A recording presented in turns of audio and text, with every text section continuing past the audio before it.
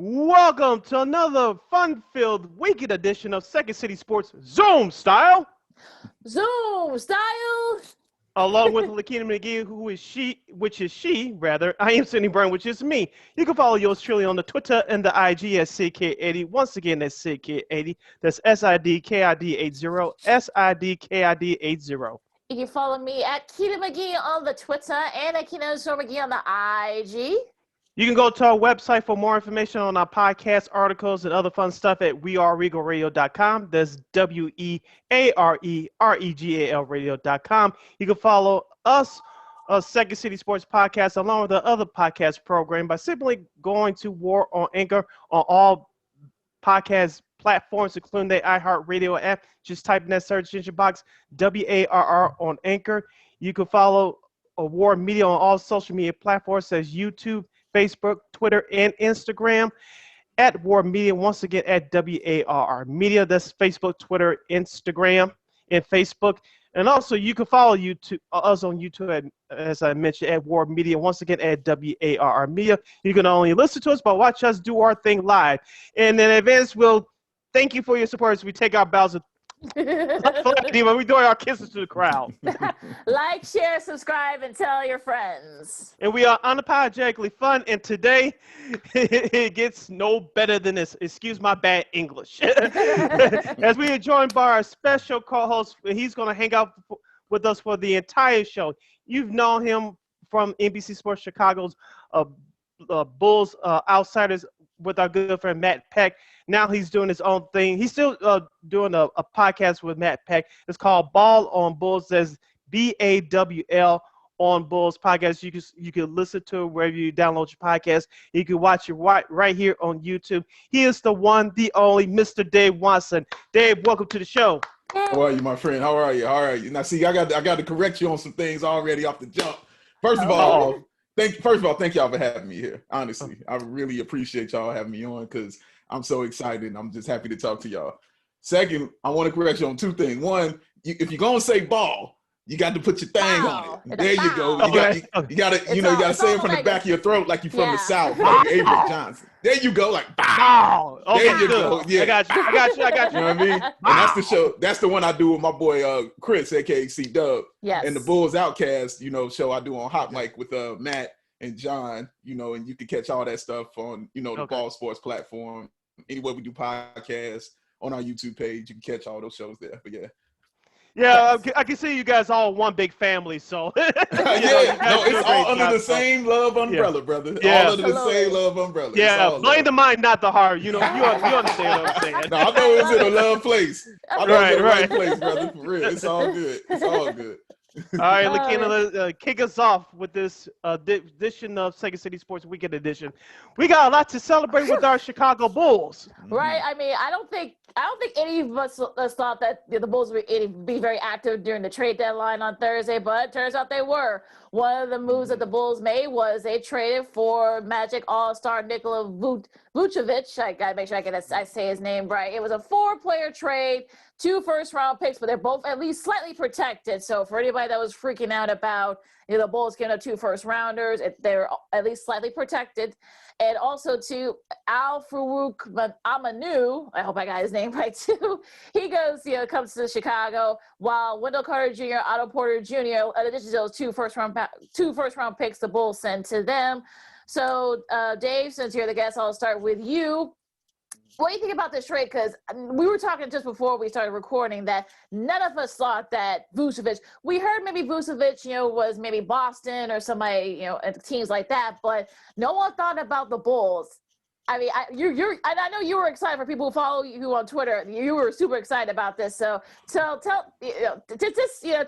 share your excitement with everybody. Oh, just overjoyed. I did a lot of singing. There was a lot of Stevie Wonder and Bill Withers being played. It was just a wonderful, wonderful day. Good thing to wake up to. I actually talked about getting Vooch on this team on a podcast we did with Mark Kay was on our show. And we talked about the possibility of having him, but it was more of a begging. Like, please come to Chicago. We would love to have you here. We didn't think it would happen. We didn't think it'd go down that way. But it did. And it's the right person and it's the right piece that the Bulls need. We have 2 all-stars now. You know, we got a guy that's a legit 20 and 10 guy, a dude that can get you 50% from the field and 40% from 3, a dude that can also facilitate. He takes care of so many different things. And on top of all that, we got rid of all the trash and bags of sand that we were worried about, because now I don't have to hear arguments no more about Wendell Carter Jr. starting and coming off the bench. I don't have to hear about Otto Porter Jr. being in the game or back spasms playing like he's 45 years old, but the dude is like 27. Like, I ain't got to worry about that stuff no more. And like you said, Lakeena, like you perfectly said, those picks are protected. How brilliant was that to get a top 4 protected picks? And he gave you the 2021 and the 2023. He didn't give you 2022. So I love those whole aspects of it, man. He did it so right. And he brought us him. He brought us Farouk. And I mean, I'm ready to go. Like, I'm just ready to go. I am so happy. I'm ready to go. Sid? Sid went off mic for a second, but it's cool. All that joy just hit him off. Yeah, That's all, man. That love just radiates. Yeah, yes. but it's amazing too, because I look, I'm a regular on your hot mics, and to hear people argue about Wendell Carter Jr. and I feel bad for him because I really wanted him to succeed here, but once the coaching change happens, he just wasn't a good fit for this offense, and right. and I kind of feel like Otto. Look, we've all had our issues with Otto. I mean, people were making fun of him that him leaving was the best part of him his memories here in Chicago. So it's crazy to think that the Magic were able to AK was able to kind of talk them into getting Wendell and Otto. And the 2 first round picks that were protected. It's crazy. So here's Sid. So Sid, what did you think about the trade? First of all, I like the trade. I didn't expect it, like most Bulls fans and experts and pundits. I didn't expect it. You actually get a guy in Vucevic that he's an all-around big man. That's something that this Bulls team has never had. I'm with you, Dave. You mentioned it just a couple of seconds ago. Wendell Carter Jr. I think he can still be a serviceable pro, but let's be honest, Carter Jr. was out of position here. Mm-hmm. He's not a 5. He's a 4. I know he wanted to expand his game offensively. He just didn't get the chance to do it here. In Vucevic, he can shoot the 3. He can score inside. And like you guys have been saying, he is a facilitator. And a couple of things that I've been hearing over the last 24 hours or so. I can't wait to see him and Zach in the pick and pop game. There's something that the Bulls struggled defensively, but offensively, they couldn't really run it. It was Zach at the top, get a cheap, quick screen, and let him throw up a couple 3-point shots or his famous mid-range game. Now you have options offensively, and this Bulls team, they're talking about getting respect. They have it now. You actually have a threat on offense. You don't have to have Zach LaVine carry you for the entire game. And that's what this trade was about, to get Zach some help. Because I hear people say, oh, the first round picks and blah, blah, blah. But this is what you wanted. You wanted to have that second scorer, and you got a guy who is all-around great player. He can play on the inside and the outside. He can shoot the corner. He can facilitate. So not all the pressure has to be on Zach all the time. So I think this is definitely a pleasant surprise when we all got the news about like a little after 10 o'clock yesterday. Yeah, and this is a dude who's a legitimate 7-footer. And he plays like he's a legitimate 7-footer. Yes. Like, he doesn't shrink to the competition. I talked about him 2 years ago. I wrote an article for NBC Sports Chicago, and I talked about him in that article 2 years ago because that was my first time like really paying attention to him, because he was giving Lowry the business. Like, he was just working him out, and I was like, who is this dude? Like, and I loved his game. Like, it was inside. It was from the inside out. You know what I mean? He would start inside and work his way outside. Like, he would start inside and dominate you, get those rebounds. And then he would take you outside to hit these mid-range jump shots, hit these 3-pointers. He just would work cats. And I was so impressed by him because he did it so confidently. It wasn't that he was super skilled, and I think Lowry's more talented, but he maximizes his talent with confidence. And he was confident in his game, and it just grew and grew and grew over these past couple years, which took him straight to an all-star game.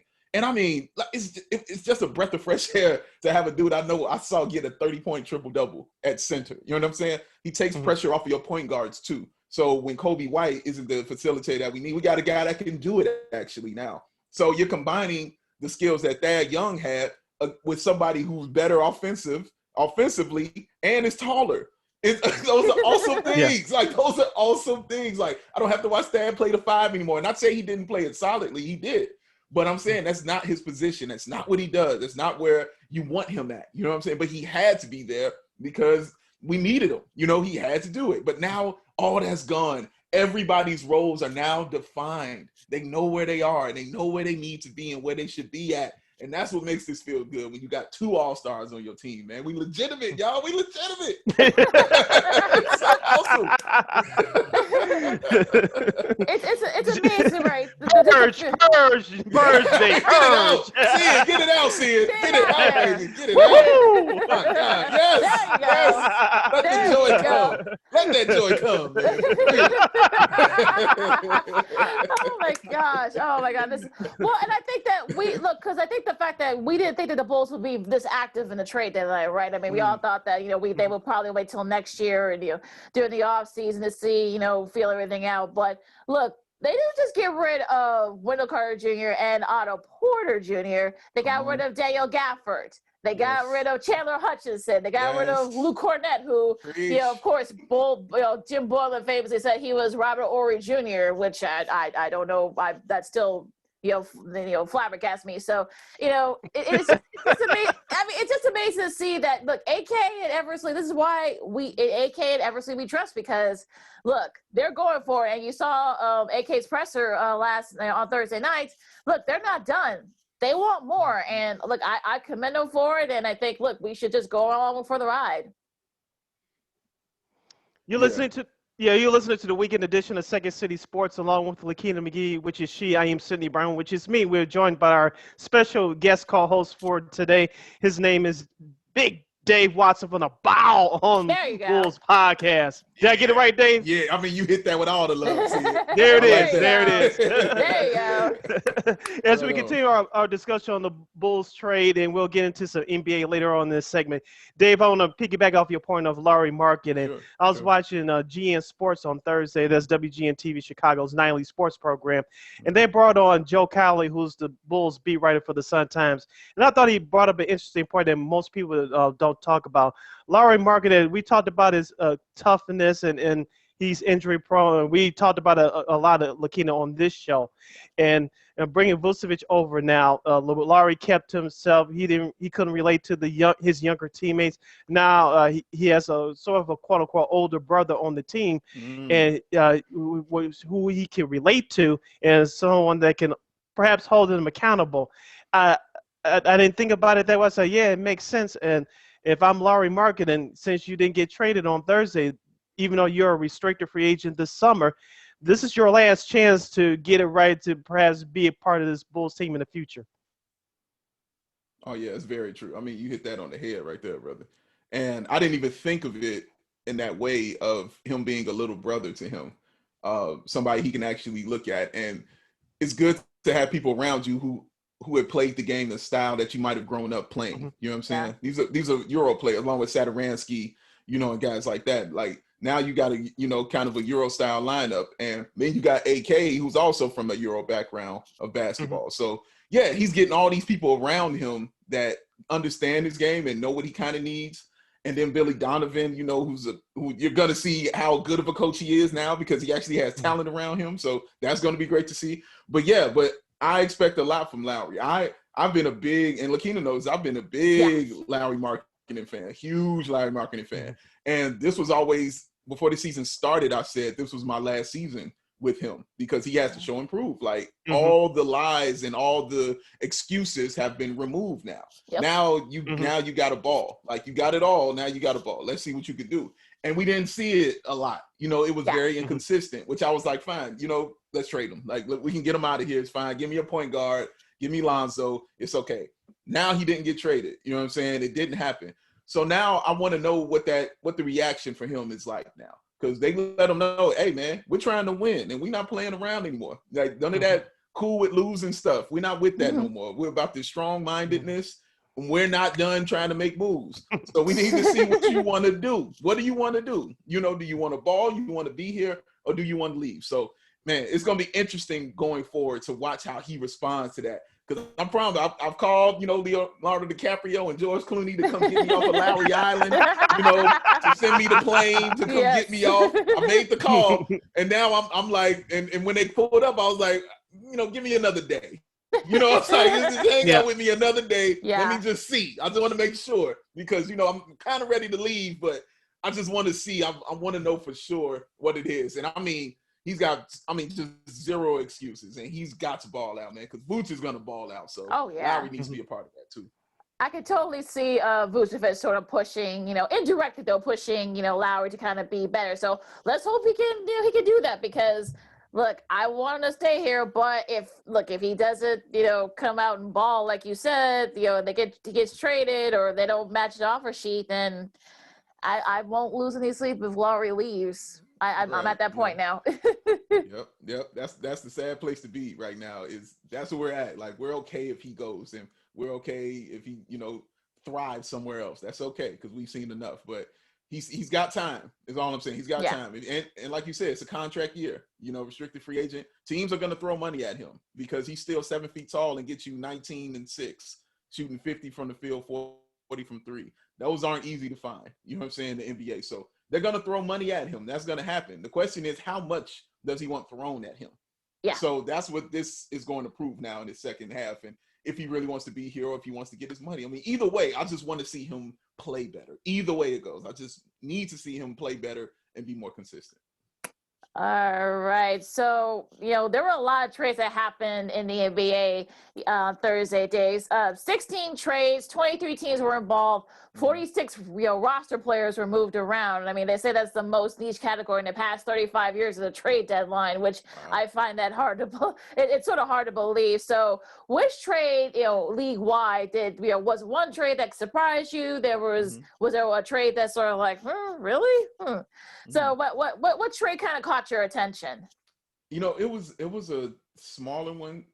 I think kind of caught my attention. It might have been big to a lot of people, but I look at it as a smaller trade. But when Gary Trent Jr. got traded for Norman Powell, I kind of raised my eyebrow at that because I really, really like Gary Trent Jr. Yeah. And I loved how he was fitting in Portland. And I didn't see anything that he had done. And maybe because I don't watch enough Portland basketball, but I didn't see anything that he had done to warrant him being traded. And I'm not saying Powell isn't nice. I've liked Powell for years. Like he can play ball. Like seriously, that dude can get down.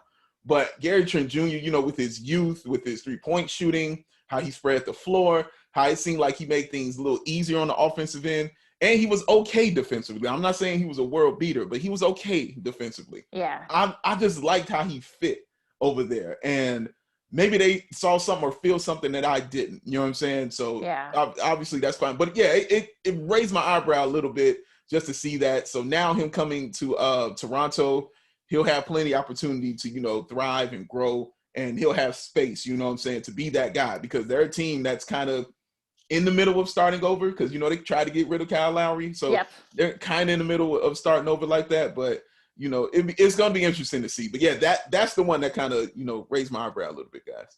The one thing that was a kind of a head scratcher for me, Dave, was Aaron Gordon. Like, what the heck are they doing down there in Orlando? First they traded Vucevic, now then they traded Aaron Gordon to Denver. I think that was definitely a steal there for Denver.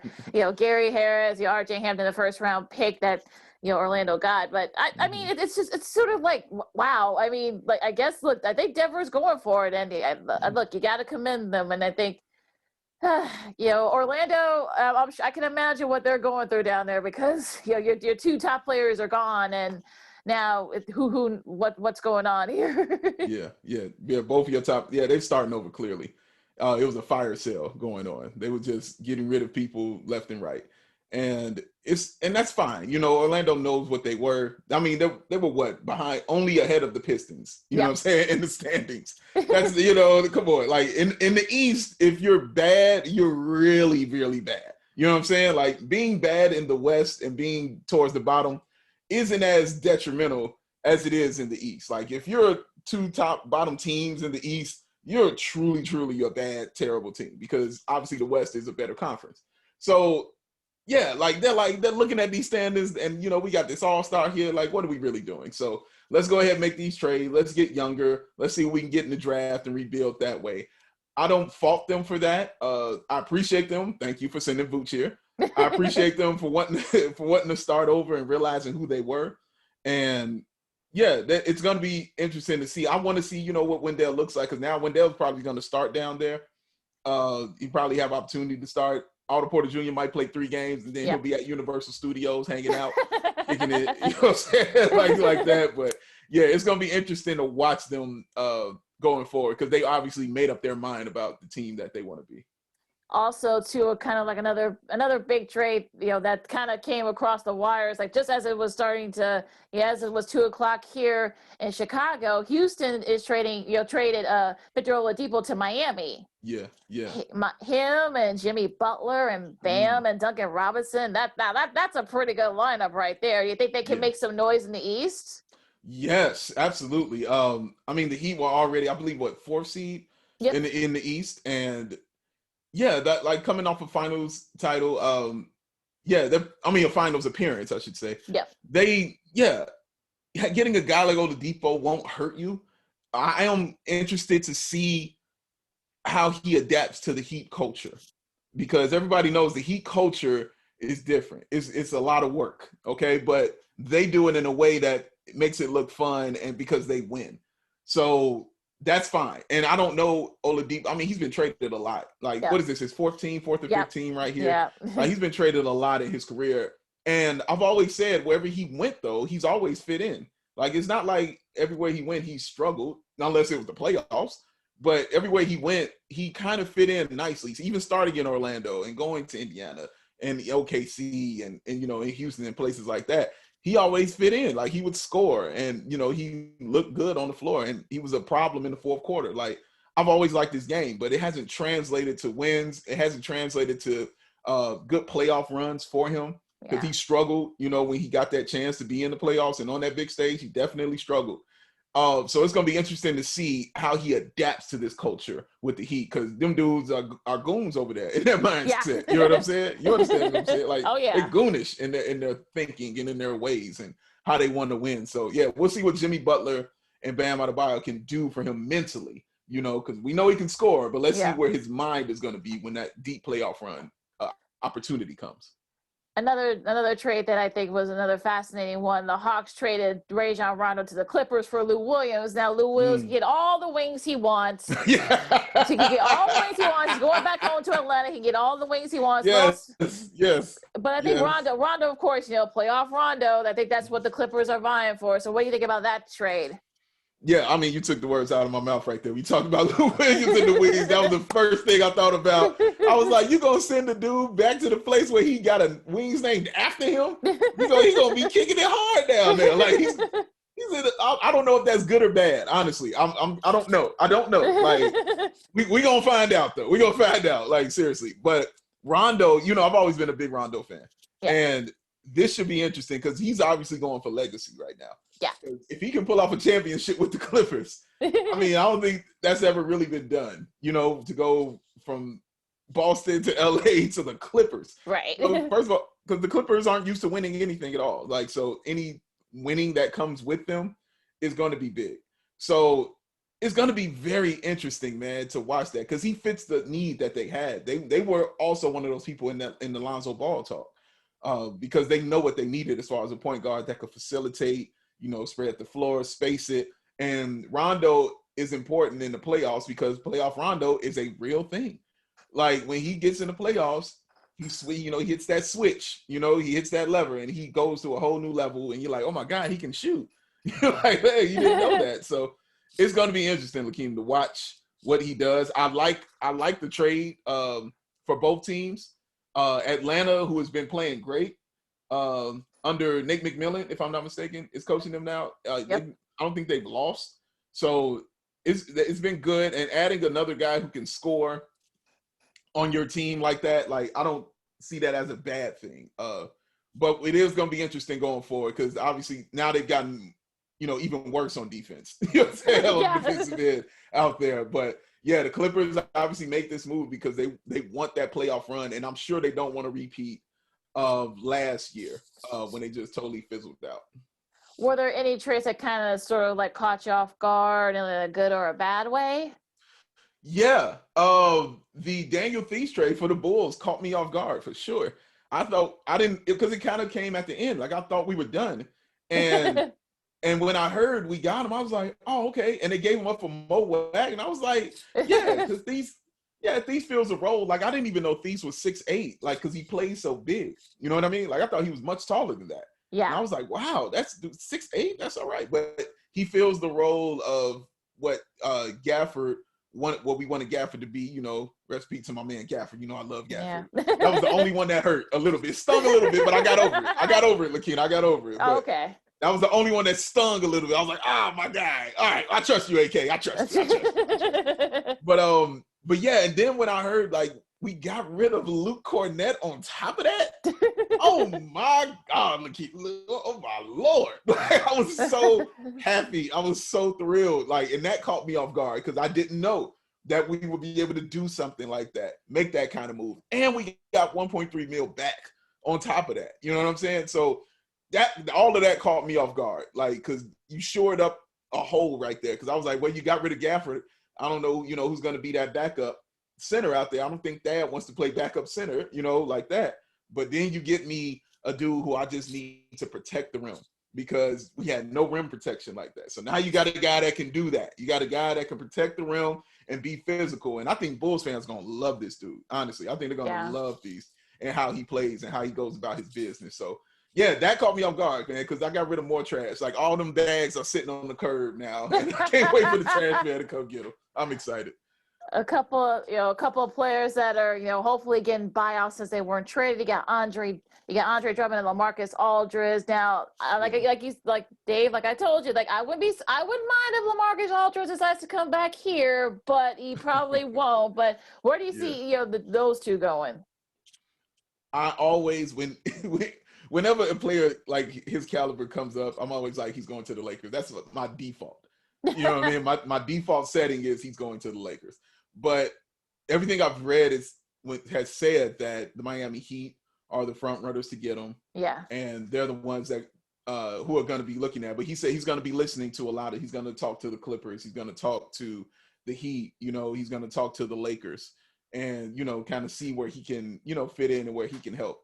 So I'm interested where his mindset is at the age he is. He's 35. So now once you've been a really good to great player in the league as long as he has, when you reach that age, it's about winning after that. It's not about you made that money. You know what I'm saying? Getting your contract on that level kind of changes. You know what I'm saying? Like you don't get that big money anymore. So now it's about winning and what you can do to help a team. Because wherever he goes is not to be a starter. It's to be just a guy who come in and, help.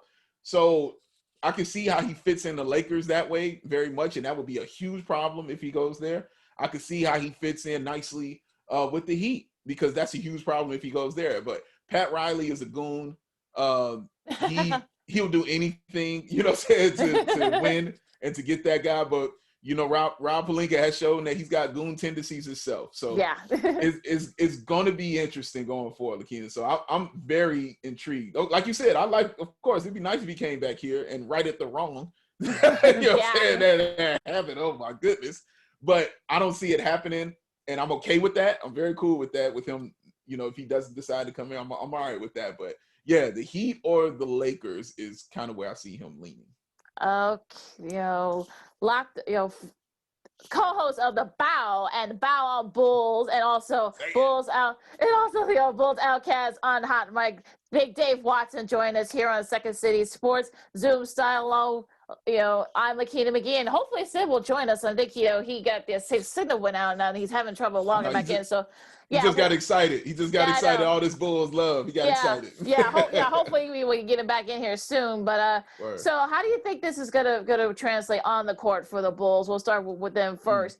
Vucevic and Levine and Patrick Williams and Kobe White, assuming that he'll be in the lineup too. Where do you think this will get the Bulls to finish up the season? Because I think it could be. I'm not saying they'll be the top four. I might say that right now. I don't think they'll be top four, but can it be kind of like compete for one of those play-in spots? I've already gone on the record yesterday when I was doing a show, and I've said I think the Bulls could end up being a 6 seed. Listen, when you have two all-stars on your team, it's rare that you're battling for a eighth seed. It's rare that happens that way. And you got two All-Stars still in their prime in the East. And the Bulls were already a 9th or 10th seed, looking as atrocious as they did. They still were like involved in the play-in game if the playoffs ended today. So now I added better players, and I expect them just to tick up a little bit. No, I expect them to go up a lot, because you watch Charlotte, who's going to be coming down now because LaMelo Ball, is hurt. Like, that's going to be a problem for them. So that spot is going to be open. I don't know what Boston is going to be. I'm really surprised that they're this low right now. I think they're the 8th seed. Like, I'm really shocked at that they're this bad. Like, I don't know what's going on over there, but, they're obviously going to have some changes in the offseason, looks like. So I expect the Bulls coming in with all this positivity, and AK coming in with this vision, and Billy Donovan having that vision too. I expect them to make that move, because Billy Donovan has never not been in the playoffs. That's not what he does. He does not go to the playoffs. It's what he does. He will take your team there. That's how it happens. And so you come to a lesser conference and you give him better players and you don't go to the playoffs, I would be completely shocked. So I definitely expect them to be a 6th seed or competing for that 6th seed going forward. Now, the schedule, these next 10 games are going to be tough for sure. And of course, they got to get on the same page. They got to work a rhythm. You know what I'm saying? They got to find out who can do what and where everybody likes the ball. And of course, that stuff is going to take time. But I think that they'll be able to figure that out quickly, because, again, this is the great thing that I talked about having Zach in the All-Star game, is you got a guy who's at the table, and you got a guy who can actually go in there and tamper with players and conversate and talk to them and say, oh, man, you know what I mean? You might want to come to Chicago. Like, and so now he had a time to play with Vooch and kind of see his game, and kind of, get a feel for it just a little bit. I'm not saying a lot, but just a little bit, just to see that. Right. And that feels good, and that's nice to see. So I expect them. Pick and rolls aren't hard to figure out. You know what I'm saying? Like, they're very simple, especially when you got guys who got high basketball IQ, and we got guys who got high basketball IQ. Yes. Oh my God, Lakeena. We got high basketball IQ people. My God. So, yeah. So now with Farouk, who I think is going to be a big signing for us, honestly, I think he's going to be nice, because he can do a little bit of everything on the floor. You know what I mean? He's kind of like a handyman, like a carpenter. Like, he really can do it all on the floor and do it at a nice level. Like, he's 7s across the board. You know what I'm saying? Right. So I like how he'll fit, and putting him with guys like Garrett Temple. I don't have to force Denzel Valentine down your throat anymore. He becomes the luxury, because I like Denzel, but for me, him and Archie are like luxury players. I don't want to depend on them. You know what I'm saying? It's nice to have them when you want to steal some minutes and they might get hot or take a charge, you know what I'm saying, or something to get you going. But I don't want to be dependent on those guys for the Bulls to be, where they need to be. So, yeah, with all that said, yes, I think it'll be a 6 seed that they're competing for, and I'm just so excited for tomorrow. I can't wait to see what Saturday brings. And you know what? We'll have more on that coming up next. We're going to take a 20-second time out here. We're going to step out. Try to get Sid back in here. Come on, Sid. Yeah, so you listen to Second City Sports with myself and guest co-host from the BAWL On Bulls, Dave Watson, and we'll see you in a little bit.